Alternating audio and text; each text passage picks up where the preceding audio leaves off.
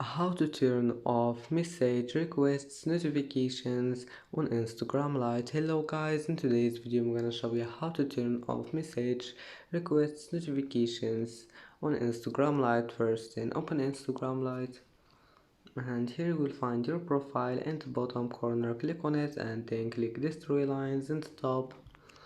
Now click settings, and here you will see notifications. Click on it and then just here you will see this one, direct messages and calls. Click on it.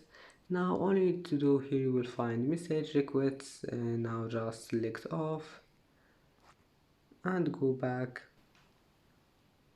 And that's it for today's video. Don't forget like and don't forget subscribe, and thank you for watching this video until the end, and see you in the next video.